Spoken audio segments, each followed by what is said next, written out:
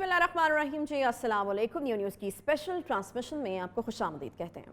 सियासी सूरत हाल की अगर बात की जाए तो पारा हाई होता जा रहा है। हुकूमत की इत्तेहादियों में काफ लीग दिन में पहर बदलने की तरह से अपना मौक़िफ़ बदलती हुई नजर आ रही है। जूं जूं सियासी एक्टिविटीज़ में तेज़ी आ रही है और सियासी जमातों के रहनुमाओं की जानिब से मीडिया को इंटरव्यूज़ का सिलसिला भी शुरू हो गया है।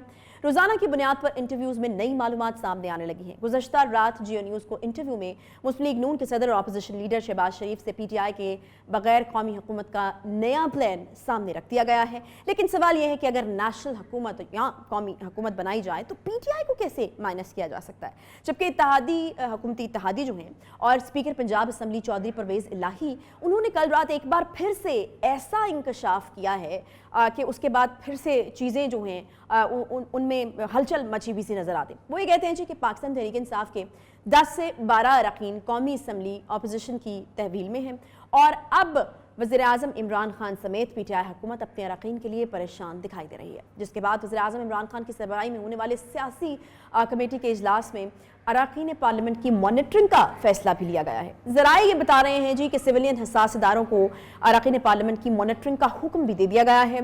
इदारों को अरकान पार्लियामेंट की लोकेशन, कॉल डेटा और नकलो हरकत की मॉनिटरिंग का कहा गया है। जबकि पीपल्स पार्टी के सीनियर रहनुमाओं के मुताबिक हुकूमत सिंध हाउस इस्लामाबाद पर हमले की तैयारी भी कर रही है। PTI अपने मिसिंग अरकान को लेकर सिंध हाउस वफाकी हुकूमत की तवज्जो का वहाँ पर बन चुके हैं मरकज़। वफाकी वज़ीर फवाद चौधरी ने सिंध हाउस को हॉर्स ट्रेडिंग का दारुल खिलाफा जो है वो करार दे दिया है। बहरहाल सिचुएशन जो है वो तो ऐसा लग रहा है कि काफ़ी गड़बड़ दिखाई दे रही है। इसी तमाम मुद्दे के ऊपर तमाम सूरत हाल जो बनती हुई दिखाई दे रही है और हालात क्या वाकई बिगड़ सकते हैं, इसके ऊपर बात करेंगे।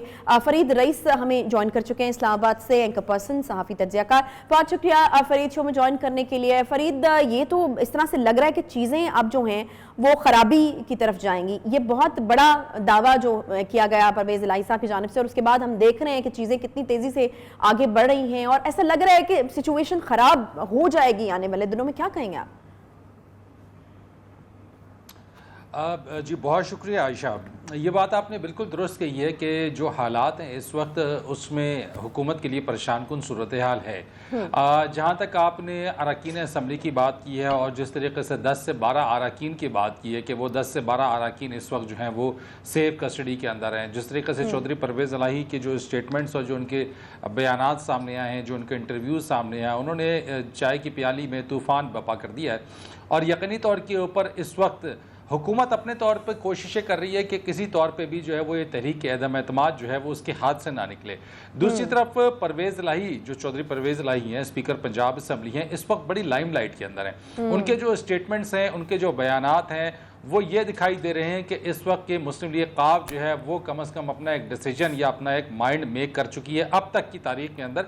अभी काफ़ी दिन बाकी है तहरीक अदम एतमाद के हवाले से। और जैसे आपने देखा कि पाकिस्तान की सियासत के अंदर जो है वो अगर यू टर्न ले लिया जाए तो उसको यू टर्न नहीं कहा जाता है, बल्कि उसको जो है वो सियासी दाव पेच या सियासी चाल के तौर पे उसको नाम दिया जाता है। उसमें कहीं पे नज़रिया, उसमें कहीं पे ऐसी कमिटमेंट नज़र नहीं आती है। कह दिया जाता है कि उस वक्त की ज़रूरत थी।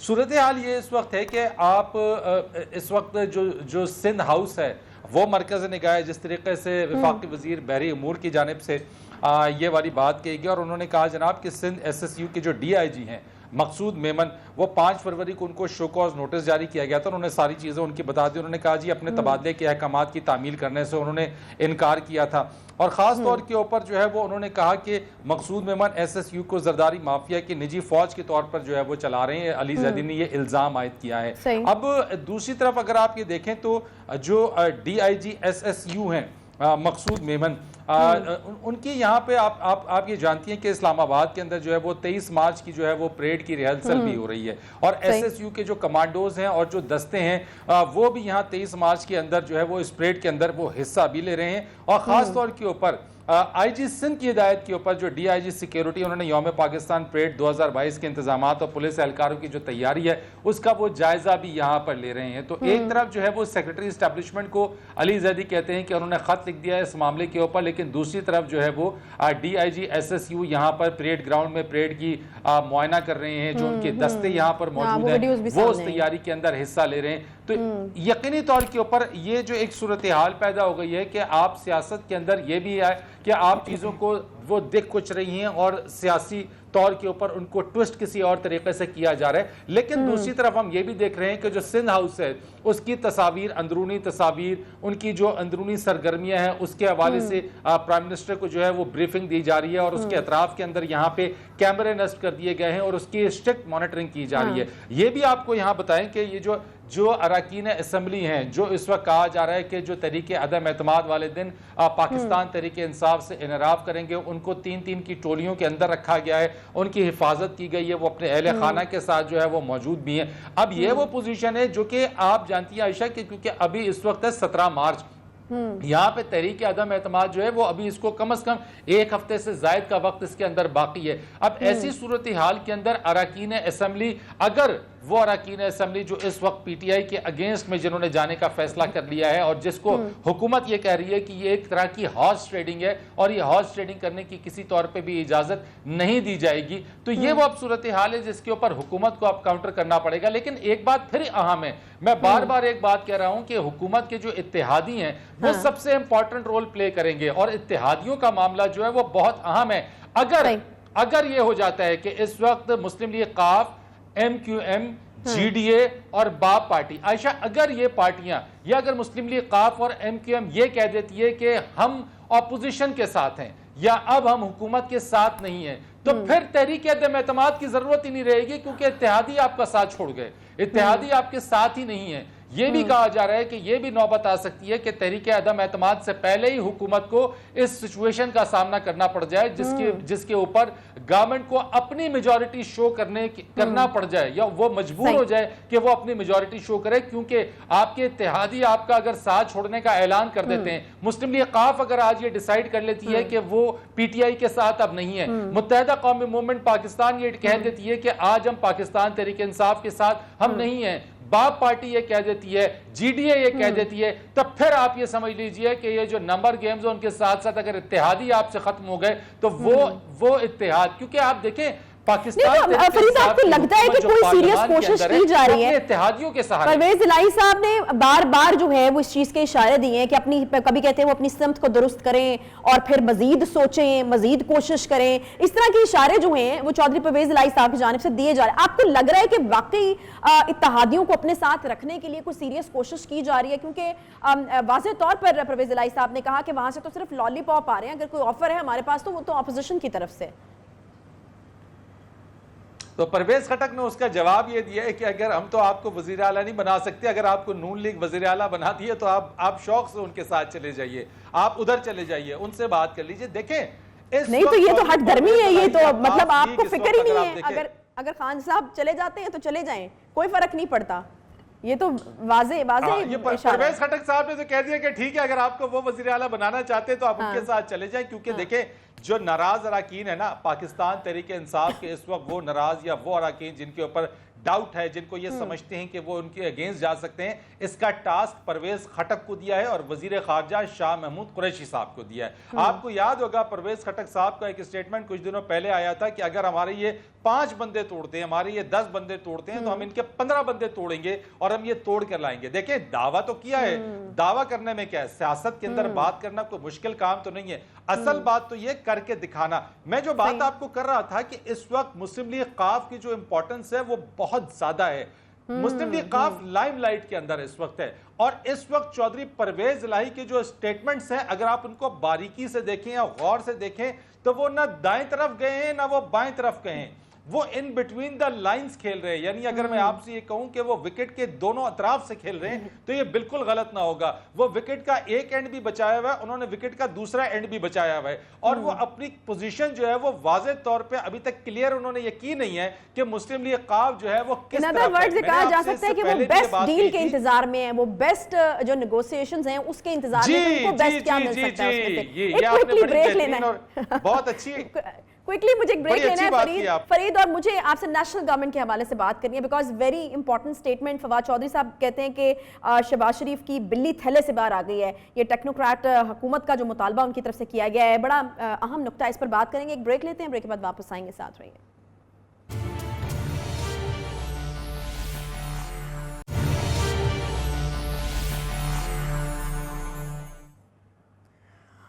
वेलकम बैक जी। ब्रेक के बाद एक बार फिर से खुशामदीद कहते हैं। बड़ी डेवलपमेंट्स इस वक्त सामने आ रही हैं। अभी हमने देखा कि सिंध हाउस से एक बड़ी डेवलपमेंट हमारे सामने मौजूद है और बड़े बड़े दावे किए जा रहे हैं। जो बात चौधरी परवेज इलाही साहब ने कही थी कि 10 से 12 MNA जो हैं वो सिंध हाउस में मौजूद हैं और हुकूमत के खिलाफ ये लोग जाने वाले हैं।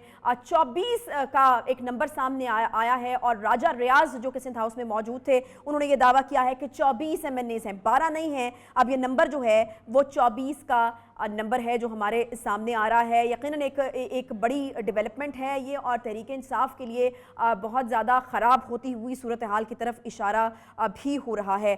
24 MNAs मज़ीद भी आने को तैयार हैं, कोई इस तरह की बातें भी हो रही हैं। फिर कुछ राजा रियाज साहब ने ये भी कहा कि बहुत सारे लोग हैं जो और आने की कोशिश कर रहे हैं, लेकिन नून लीग जो है वो उनको एडजस्ट नहीं कर पा रही है। 24 MNAs सिंध हाउस में मर्जी और मंशा से मुकीम हैं। तहरीक इंसाफ के लिए एक बड़ा सरप्राइज़ यकीन हो सकता है। नूर आलम, नवाब वसीर, राजा रियाज फिलहाल जो है वो मंजर आम पर आए हैं। हमारे साथ फवाद मौजूद हैं, एंकर पर्सन, सहाफ़ी, तज्ज़ियाकार। फवाद अहमद, बहुत शुक्रिया ज्वाइन करने के लिए। फवाद, मुझे ये बताइएगा कि अब 12 नहीं, अब 24 हैं। कितनी सूरत हाल जो है वो हुकूमत के लिए ख़राब होती चली जा रही है? बहुत शुक्रिया आयशा। देखें, सूरत हाल तो पहले भी ख़राब थी, सूरत हाल तो कभी भी ठीक नहीं थी, लेकिन हुकूमत ज़ाहिर है कि कभी भी बल्कि हुकूमत क्या, सियासत में कोई भी किसी सूरत भी हार नहीं मानता। तो जब आप हार नहीं मानते, आपकी कोशिश यही होती है कि आप लोगों को यही बताने की कोशिश करें कि आप जीत रहे हैं। और इस मैच का रिजल्ट तो उसी तारीख को आना है कि जहां असम्बली के इजलास के अंदर तहरीक अदम एतमाद पेश होनी है और अदम एतमाद पेश होने के बाद उस पर वोटिंग होनी है। तो उससे पहले तो ये सारी कयास आराइयाँ होंगी कि कौन जीत रहा है, कौन हार रहा है। लेकिन जो सूरत हाल बता रही है, चौधरी परवेज इलाही साहब के बयानात और उनका झुकाव बता रहा है। फिर MQM के साथ जो कुछ बातचीत हुई है, MQM जिस जगह पर पहुंची है, जिस जगह पर MQM ने जो है वो पाकिस्तान पीपल्स पार्टी के साथ सिंध हुकूमत में शमूलियत का आमादगी जाहिर की है, जिसके हवाले से मुख्तलिफ खबरें आ रही हैं। लेकिन ये तमाम के तमाम लोग इंतजार कर रहे हैं कि सही वक्त के ऊपर हम कब जो है वो इसका ऐलान करेंगे। अच्छा, हुआ क्या, ये अचानक जो है वो वज़ीर-ए-आज़म पाकिस्तान ने जब कल बात की तो उसके बाद एक सवाल पैदा हुआ कि आखिर किसी दूसरे सूबे की पुलिस वफाकी दारुल हुकूमत में बगैर किसी वजह के कैसे मौजूद हो सकती है। उसके ऊपर मजीद ये कि अली जैदी साहब और हलीम आदिल शेख साहब ने भी जो है वो आज, अली जैदी साहब ने खत लिखा सेक्रेटरी को और हलीम आदिल शेख साहब ने अपना वीडियो पैगाम दिया और PTI ने उछल उछल के कहा कि जी सिंध पुलिस या SSU जो सिंध पुलिस का एक हिस्सा है वो वहाँ पर मौजूद है, जिसके अरकान की तादाद भी बताई गई। लेकिन मैं हैरान इस बात पे हूँ कि वज़ीर दाखिला भी एक बात कर रहा है, वज़ीर-ए-आज़म पाकिस्तान भी एक बात कर रहा है। सब लोग ये कैसे भूल जाते हैं कि वो पुलिस अपने पूरे जवाज के साथ वहां पर मौजूद है और वो जवाज जिसकी आज वीडियो भी रिलीज हुई है और खबर भी रिलीज हुई है कि वो 23 मार्च की परेड के अंदर हिस्सा लेने के लिए वहां पर मौजूद है। अब रह गई बात कि 24 MNAs की आपने बात की, ये जाहिर है कि इस नंबर को कंफर्म नहीं किया जा सकता कि ये 24 ही रहेंगे, ये 48 नहीं होंगे, ये 24 से कम होके 12 नहीं हो जाएंगे, 10 नहीं रह जाएंगे। ये आने वाला वक्त ही बताएगा। और ये पोलिंग के कंफर्म तो नहीं है ना, ये एक टैक्टिक भी हो सकता है। लेकिन देखें जी, कुछ लोग तो मौजूद हैं। हामिद मीर साहब वहां पर गए हैं, उन्होंने इंटरव्यूज किए हैं। राजा रियाज साहब जो है वो सामने आए हैं, मजीद नवाब शेर वसीर साहब सामने आए हैं। इसके अलावा जो है वो नूर आलम साहब ने कहा, मुझे तो अफसोस इस बात का है कि मुझ पे 20 करोड़ का इल्जाम लिया गया। जो लोग उनको जानते हैं उनको पता है कि वो खुद एक अरबपति आदमी है। मतलब वो 20 करोड़ दे के किसी और को तो खरीद सकते हैं, उनके बिकने का कोई जवाब पैदा नहीं होता। अच्छा, ये तमाम लोग वो नहीं है कि जिनको आप समझें कि शायद किसी तहरीक अदम एतमाद की बुनियाद पे या किसी भावताओं की बुनियाद पर ये अचानक जो है वो हुकूमत को छोड़ के अपोजिशन की साइड पर आ गए। देखें, इन तमाम लोगों की तवील अरसे से नाराजगी मौजूद थी। अब से कुछ देर पहले आमिर लियाकत साहब के घर गवर्नर सिंध गए थे। आमिर लियाकत साहब मुस्तकिल ट्वीट कर रहे थे कि उन्हें लिफ्ट नहीं करवाई जा रही, उनसे कोई बात नहीं कर रहा। प्राइम मिनिस्टर साहब कराची आए, यहाँ पे गवर्नर हाउस में एक तकरीब में शिरकत की, लेकिन उनसे मुलाकात नहीं की। तो ये तहफ़्फ़ुज़ात तो लोगों के मौजूद होते हैं। अब गवर्नर साहब वहां पर गए तो उनको भी कोई आमिर लियाकत साहब ने इस तरह से जवाब नहीं दिया कि जी जरूर पहुंच जाऊंगा और जरूर वोट दूंगा, जिस तरीके से वो पहले आते रहे हैं। तो अब मामला ये है, इस वक्त ये भी हो सकता है कि ये सूरत हाल मजीद खराब हो हुकूमत के लिए कि 24 बढ़कर 48 हो जाए, 50 हो जाए। लेकिन इस वक्त की जो सूरत हाल है, ये 12 भी हो सकते हैं, 24 भी हो सकते हैं। जराए ये बताते हैं कि ये 12 से 14 मौजूद है और हो सकता है तादाद बढ़ाकर बताई जा रही हो, सारे वहां पर मुकीम ना हो, कुछ दीगर जगहों पर हों, अपने घरों पर हों, कुछ से राब्ते हों। लेकिन इन तमाम लोगों के कोई ना कोई ग्रीवेंसेस, कोई ना कोई एतराजात, कोई ना कोई गवर्नमेंट से इख्तलाफात हुकूमत से मौजूद थे। उसकी बुनियाद पर ये तमाम के तमाम लोग अपने इख्तलाफात और अब अपोजिशन की जानिब से तहरीक अदम एतमाद, इन दोनों चीजों को मिलाकर जो है हुकूमत से जो है वो बारात का ऐलान कर रहे हैं। और इसमें राजा रियाज साहब की बात बड़ी मजेदार थी, वोकल जो है वो नजर आए। जावेद बलोच साहब, ब्यूरो चीफ इस्लामाबाद, हमें ज्वाइन कर चुके हैं। जावेद साहब, क्या हो रहा है इस्लामाबाद से? बड़ी बड़ी खबरें आ रही हैं, पहले 12 का एक फिगर, अब 24 का एक फिगर जो है उसको क्लेम किया जा रहा है। फिर ये भी कहा जा रहा है कि बहुत सारे लोग और भी आना चाह रहे हैं। अब तो यहाँ पर मसला एडजस्टमेंट का हो गया है।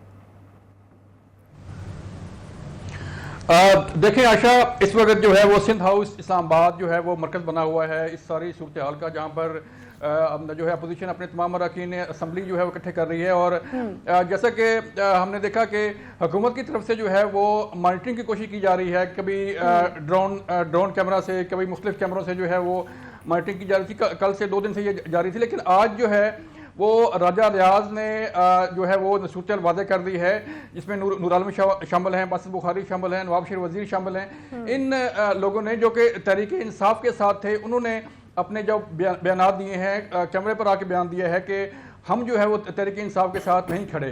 तो सूरत हाल अब ये बनती जा रही है, क्योंकि आपने देखा कि पार्लियामेंट लाजिज में जो सूरत हाल थी, पहले वहाँ पर लाठीचार्ज हुआ, अरकान असम्बली को गिरफ्तार किया गया, तो पार्लियामेंट लाजिज जो है वो एक गैर महफूज मकाम जो है बन चुका था। गो अरकान पार्लियामेंट के वहाँ पर फ्लैट्स हैं, वहाँ पर उनकी रिहाइश गाहें हैं, लेकिन उसकी बजाय उन्हें सिंध हाउस में रखा गया, क्योंकि वो सिंध हाउस डायरेक्ट कंट्रोल में है सिंध गवर्नमेंट के। तो उसमें मरकज़ की जो पुलिस है, वफाकी हुकूमत की जो पुलिस है, ये इदारे हैं, वहाँ पर इस तरह जो है वो नहीं आ सकते जिस तरह सिंध गवर्नमेंट जो है वो एक्ट कर सकती है आयशा।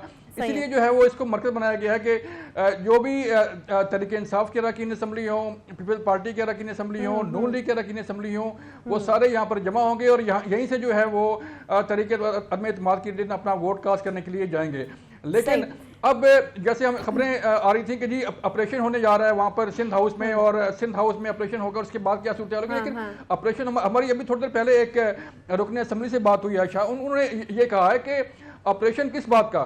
ऑपरेशन तो तब होता है कि अगर हमें कोई हॉस्टेज बनाया जाए या हमें कोई यरगमाल बना के रखा जाए, तो हम दरख्वास्त दें, हम गवर्नमेंट से एक दरख्वास्त करें कि जी हमें यहाँ से बाजियाब करवाया जाए। ऑपरेशन तब होगा अगर हम अपनी मर्जी के साथ बैठे हुए हैं, हम अपनी मर्जी के साथ चल फिर रहे हैं, हम अपनी मर्जी के साथ बात कर रहे हैं, तो फिर किस बात का ऑपरेशन? हमारी मर्जी है, हमने वोट कास्ट करना है और हम अपने ज़मीर के मुताबिक वोट कास्ट करेंगे। उसके मुताबिक वोट जब भी जो है वो कौमी असम्बली का इजलास बुलाया जाएगा, तहरीक में इत्मीनान पेश होगी, तो हम जाएंगे, अपना वोट कास्ट करेंगे।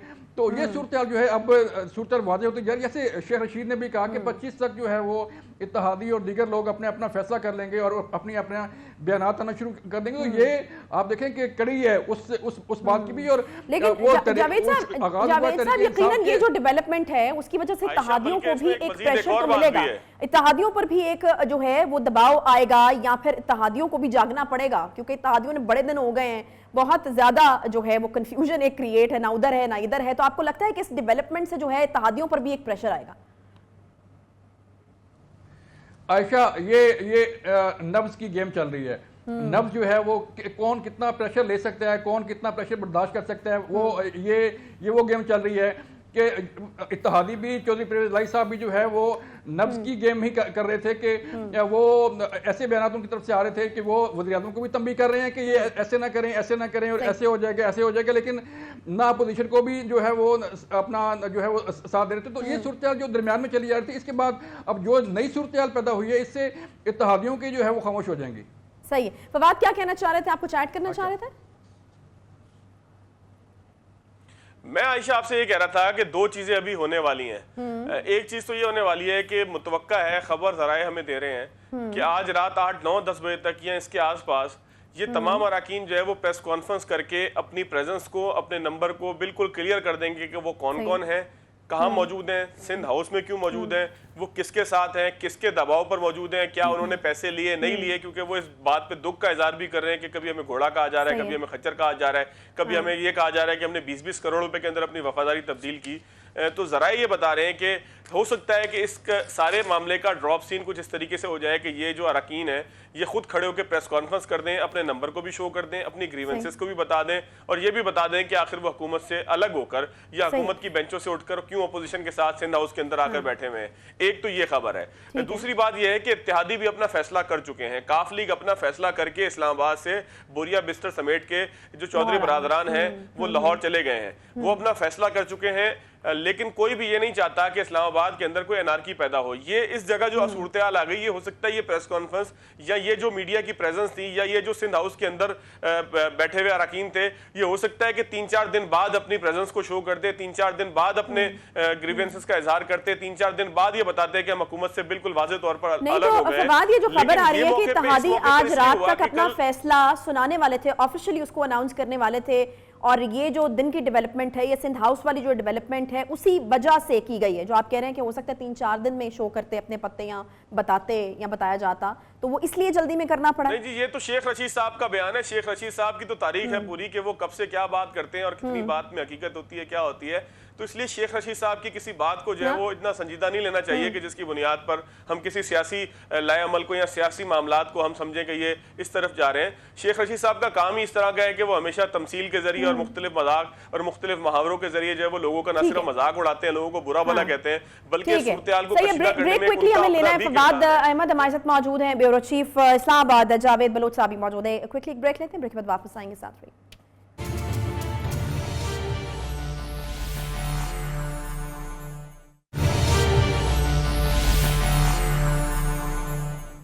वेलकम बैक जी। ब्रेक के बाद एक बार फिर से आपको खुशामदीद कहेंगे। बड़ी तेज़ी से डेवलपमेंट्स जो हैं वो हो रही हैं। तहरीक अदम एतमाद, पहले मुलाकातों का सिलसिला जो है वो जारी था और अब भी मुलाकातें तो हो रही हैं, लेकिन अभी उससे भी बड़ी डेवलपमेंट्स कुछ हमारे सामने आ रही हैं। सिंध हाउस से खबरें जो है वो सुबह से ही सामने आ रही हैं। एक 12 का जो नंबर पहले कोट हो रहा था, अब वो 24 में तब्दील हो चुका है। राजा रियाज साहब ने एक बड़ा दावा कर दिया है कि 24 MNAs जो हैं वो यहाँ पर मौजूद हैं सिंध हाउस के अंदर।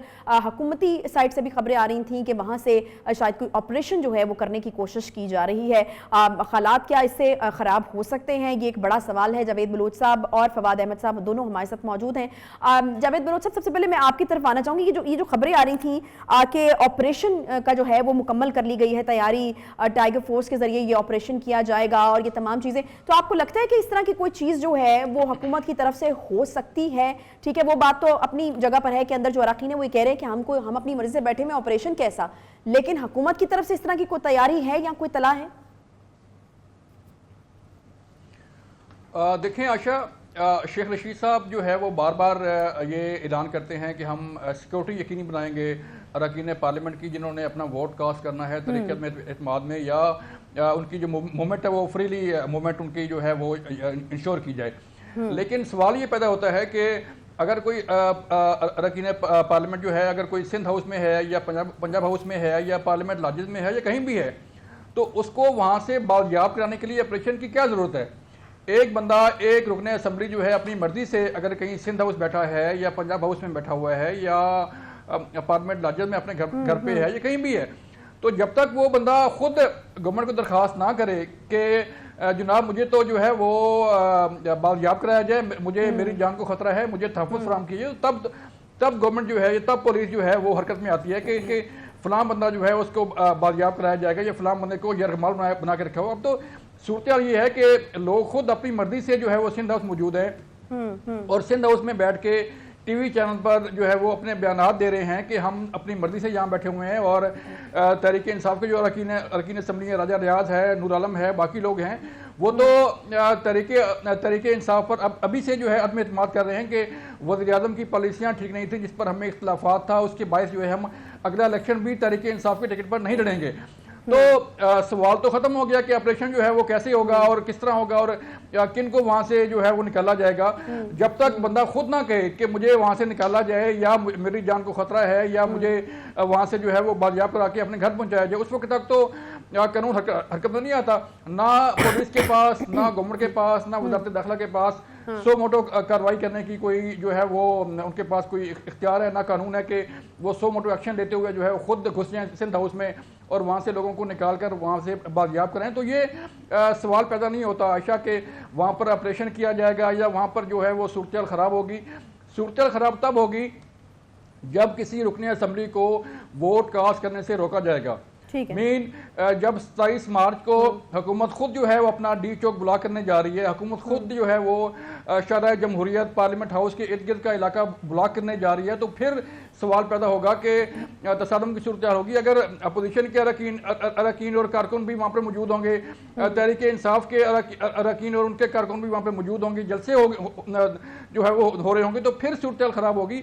अगर फ्रीली मूवमेंट को यकीनी बनाया जाएगा, अगर अरकान असम्बली को अपनी मर्जी से जो है वो पार्लियामेंट हाउस जाने दिया जाएगा। जब देखें हम तो नहीं कह रहे, ये तो फवाद चौधरी साहब कह रहे हैं, ये तो अमर कियानी कह रहे हैं, ये तो गवर्नमेंट खुद कह रही है कि वो 10 लाख के मजमा से गुजर के जाएंगे और फिर वोट कास्ट करके वापस उसी 10 लाख के मजमा से गुजर कर वापस आएंगे। तो ये वो थ्रेट है अरकान असम्बली को जो पहले से दिया जा रहा है कि आप जो है अगर आपने वोट जो है वो वज़ीर आज़म के खिलाफ दिया, अगर आपने जो वोट है वो हुकूमत के खिलाफ दिया तो आपके साथ ये हो सकता है। तो ये सूरत हाल जो है वो इंतहाई तशवीशनाक होती जा रही है इस्लामाबाद में कि लोग अपने तहफ़्फ़ुज़ के लिए जो है वो ख़तरा महसूस कर रहे हैं, अपनी सिक्योरिटी के लिए ख़तरा महसूस कर रहे हैं कि हम अपने आप को किस तरह जो है वो आज़ादी के तहत देखें।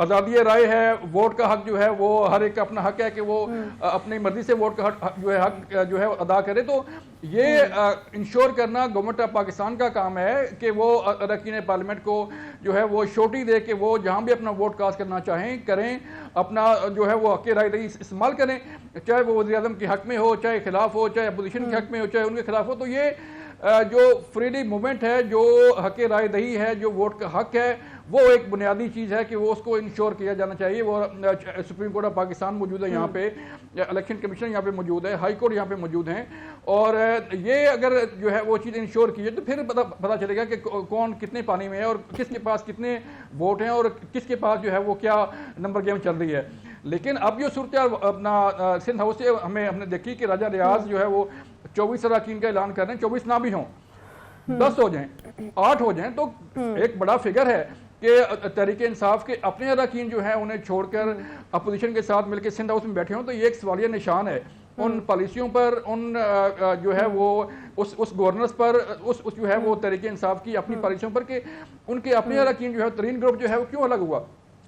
तरीन ग्रुप के जो इतराज़ात थे, तरीन ग्रुप के जो तहफ़्फ़ुज़ात थे, वो अब आहिस्ता आहिस्ता सामने आते जा रहे हैं कि क्या तहफ़्फ़ुज़ात थे और क्यों जो है वो छोड़कर वो लोग सिंध हाउस में बैठे हुए हैं। सही है, सही। फवाद, इस तरह की सिचुएशन भी बन सकती है कि आप तहरीक अदम एतमाद वाला जो सेशन है वहां तक पहुंचे ना, अगर इत्तेहादी जो है वो क्लियरली एक ऐलान कर दें और अगर वो अपोजिशन का साथ दें तो ऐसी भी सूरत हाल बन सकती है कि फिर तो बड़ी ऑब्वियस हो जाएगी ना सिचुएशन। देखिए आयशा, 2-3 चीजें, जब हम छोटे थे ना तो 2 तरीके से बेईमानी करते थे। एक बेईमानी ये करते थे कि जब आउट हो जाते तो फिर विकेट गिरा देते कि यार ना हम खेलेंगे ना खेलने देंगे। एक तो ये तरीका होता था। दूसरा तरीका ये था कि कुछ लड़के बाहर से आते थे, वो कहते थे हम भी खेलेंगे वरना खेल बिगाड़ेंगे। तो महसूस ये होता है कि अगर किसी फोर्स को, किसी टाइगर फोर्स को, किसी को लाकर यहाँ पर कोई एडवेंचर करने की कोशिश की गई ना, उन लोगों की जो ऐलान कर चुके हैं कि हम अपनी मर्जी से सिंध हाउस के अंदर बैठे हैं, तो ये फिर उसी को दावत देने वाली बात है कि जब आप कहोगे हम नहीं खेलेंगे वरना खेल बिगाड़ेंगे, और इस तरह का जो एक बचपन में हम मामला करते थे। तो ये तो मुमकिन नहीं है, कोई बनाना रिपब्लिक नहीं है कि जहाँ पे कोई आइन ना हो, कानून ना हो। ये जरूर सकता है कि इमरान खान साहब, उनकी पार्टी की ख्वाहिशों के तमाम इदारे, तमाम जो रियासत के सतून है, वो जबरदस्ती उनके साथ चलें कि चाहे उनकी पॉलिसी किसी को पसंद हो या ना हो, चाहे आइन और कानून और जो एक तरीकेकार है उससे मावरा कोई चीज हो। एक तो चीज ये हो गई। दूसरी बात ये है कि जो इलेक्शन कमीशन है उसने कुछ देर पहले एक वजाहत जारी की है। उसने वजाहत ये जारी की है कि ये फ्लोर क्रॉसिंग के हवाले से, मीडिया पे चलने वाले बयानात के हवाले से उन्होंने वजाहत की है कि इलेक्शन कमीशन इस हवाले से कोई कार्रवाई नहीं कर रहा, और कोई कार्रवाई उस वक्त तक मुमकिन नहीं है कि जब तक उसकी शिकायत ना की जाए, शिकायत करने के बाद जाती सुनवाई का मौका ना दिया जाए। उस सुनवाई के अंदर भी जो है वो एक पूरा 30 दिन का टाइम है। उन्होंने पूरा एक प्रोसीजर लिखा है कि आइन का आर्टिकल 63A जो फ्लोर क्रॉसिंग के हवाले से 18वीं तरमीम के बाद जो हिस्सा बना, वो किस तरीके से किसी रुकने असेंबली की रुकनीत खत्म करने का सबब बन सकता है। ये तो फिर एक पूरा प्रोसीजर बता दिया ना मैंने आपको कहा ना, ये पूरा प्रोसीजर है। तो फिर तो हुकूमत की वो जो सोच बिल्कुल थी प्रोसीजर क्लियर कर दिया, यानी कि 6 मगोइयां जो एक थी ना, जो 6 मगोइयां थी उनको उसको उन्होंने खत्म कर दिया कि फ्लोर क्रॉसिंग जो है ना वो शायद लोगों के दिल पढ़ने के बाद या दिमाग के अंदर क्या चल रहा है उसकी बुनियाद पर जो है वो कोई रुकनीत खत्म हो जाएगी या स्पीकर साहब को रोलिंग दे देंगे। साथ ही इलेक्शन कमीशन ने कहा कि हमारा इसमें काम ही नहीं है, यहाँ पे स्पीकर साहब जो है वही प्रिजाइडिंग ऑफिसर है। अच्छा, मैं आपको याद दिलाऊं कि जिस वक्त सेनेट के इंतखाबात थे, ये जो अभी निसार खड़ो साहब का तो एक ज़मीनी इंतखाब था, इससे पहले जो सेनेट के इंतखाबात थे उसके अंदर ये हो चुका है कि यहाँ पर सिंध असम्बली के अंदर, जिसका मैं चशमदीद गवाह हूं कि गबोल साहब जो है वो इनके एक एमपीए थे तहरीक इंसाफ के, कि जिसको कहा जा रहा शहरियार शर, असलम अबड़ो और तीसरे गबोल साहब थे। ये तीनों जो है वो पीपल्स पार्टी को वोट देना चाहते थे। लेकिन गबोल साहब को बाकायदा तशद्दुद करके गाड़ी में जबरदस्ती बिठाया गया। सिंध असेंबली की एंट्रेंस जो है जहां से वज़ीर आला एंटर होते हैं नई असेंबली की बिल्डिंग के पास, मैं उसका चशमदीद गवाह हूं कि किस तरीके से जो है वो धक्का वक्का दे के और उसके बाद जबरदस्ती एक काले रंग की गाड़ी में बिठा के उनको ले जाया गया। और राजा अजहर साहब थे गालिबन MP जो नजर आए उस गाड़ी के अंदर बैठे हुए। तो ये पाकिस्तान तहरीक इंसाफ के लोग ऐसा एडवेंचर कर चुके हैं। लेकिन वो सिंध असेंबली थी, वहां पर फिर हाथापाई भी हुई थी, फिर तमाम मामलात भी हुए थे। ये कौमी असेंबली है जहां पे हुकूमत वर्सेस तमाम पार्टियां मौजूद हैं। ये इस्लामाबाद है, ये सिंध असेंबली नहीं है कि यहाँ पर एक वाक़े को छोटा सा करार दे के खत्म कर दिया जाए। ना ये 3 लोग हैं, ना ये गबोल साहब है, ना शर है, ना जो है वो ये असलम अबड़ो साहब, ये 3 लोग नहीं है। यहाँ पर 20, 22, 25 लोग हैं जिनके पीछे और भी लोग मौजूद हैं। तो यहाँ पर ऐसी टाइम हमारे पास कम रह गया। बाद मैं एक और नुक्ते के ऊपर भी बात करना चाहूंगी। जो टेक्नोक्रेट हुकूमत है, कौमी हुकूमत है, उसका के हवाले से एक बड़ा अहम बयान शहबाज शरीफ साहब का सामने आया है और फवाद चौधरी साहब जो हैं वो भी बयान दे रहे हैं। शेख रशीद साहब भी कि बिल्ली थैले से बाहर आ गई है। तो PTI उसमें शामिल ना हो लेकिन वैसे कौमी हुकूमत हो, is it practical? Nadeem Baloch साहब, जावेद बलोच साहब, सॉरी।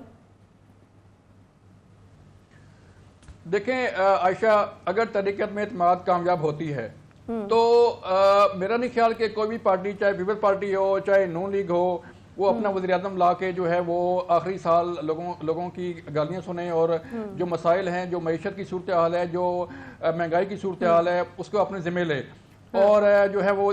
लेकिन देखें, 2 चीज़ें होंगी। अगर तरीक़त में इत्मीनाद कामयाब होती है तो फिर या अर्ली इलेक्शन होंगे या कोई नेशनल फॉर्म ऑफ गवर्नमेंट आएगी जिसमें सारी पार्टियों की नुमाइंदगी हो, सारे लोग शामिल हों, मिलके जो है वो 1 साल या 6 महीने जितना भी है गवर्नमेंट ने चलना है वो चलाएं।